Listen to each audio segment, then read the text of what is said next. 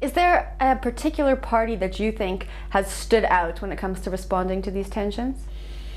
I think that most parties have generally done a horrible job at it. And so most parties have sought to resolve local based conflict either within the party or they only reach out after the fact, right? Meaning after schools are burning, after buses are burning, after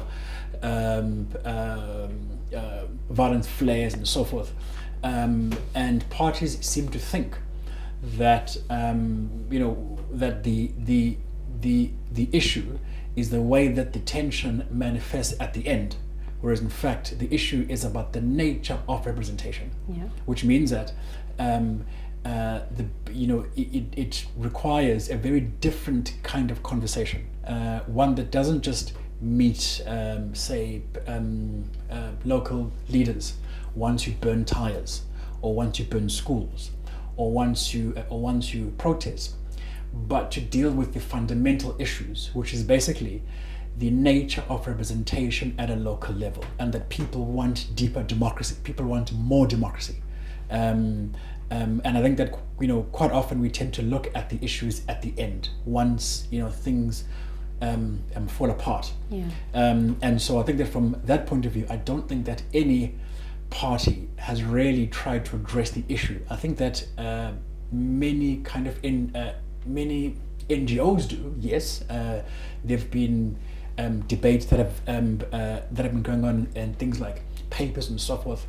But there is no genuine reflection, I think, on what it means to have lists and what it means for parties to deploy people, as opposed to people electing their own leaders. That's the main thing for me. Now, we're speaking about this atmosphere, these tensions. Do you think the atmosphere in Parliament, Parliament has now become known for the chaos that happens in there, is that spilling out into the streets, or are the people just acting as they see the leaders acting? I think what happens in Parliament is a reflection of the broader society, I think, at a number of different levels. I think that at a broader level, you do have a kind of intergenerational conflict where there is an important difference between what young people think is important on the one hand, and what the older people think is key. And if you look at the way that the tensions manifest in Parliament, you have an older ANC, right, where many of its leaders have aged. They've maybe become more conservative in how they sort of see things, and they tend to adopt old solutions to new problems. And you have that side against a much younger EFF that was former ANC Youth League, that perhaps has very different ideas about how to conduct oneself in politics. And I think that most younger people are not going to be as held back in terms of party political contest. They tend to be in your face, it's louder, it's more youthful, more energy, more activist. Whereas much older people will tend to be quite content with a very quiet kind of discussion where you raise issues in a very quiet way. And so you have, in a way, on the one hand, a clash of generational cultures, where there is a new type of politics that's emerging at the moment. That's more youthful, that's more confrontational, that's more protest-oriented, but at the same time, it's also very fresh and new. And the issues that they raise are fresh and new, and they're about youth issues and young issues, and it's about having practical solutions, new solutions to deal with these issues. And this is in huge conflict with the old ways of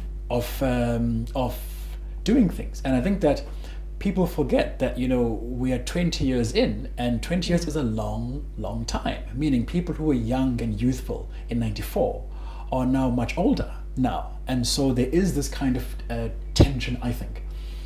But I don't think that it is any way unique, or there's anything wrong with it, or there's anything strange about it. I think that it's just an inevitable way in which, you know, our long story of democracy unfolds within the context of having these, you know, lingering social problems that just don't seem to go away. Yeah. You know, many young people are unemployed. There is a lot of despondency about the future, and that does mean that, you know, people, you know, will voice things in certain ways.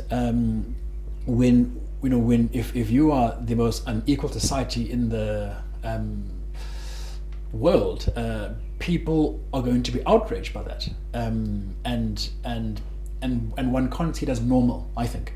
And so a lot of the youth issues that emerge now, whether it's students or whatnot, are saying that listen here, their conditions are not normal conditions. Like, this is not normal. This is not right.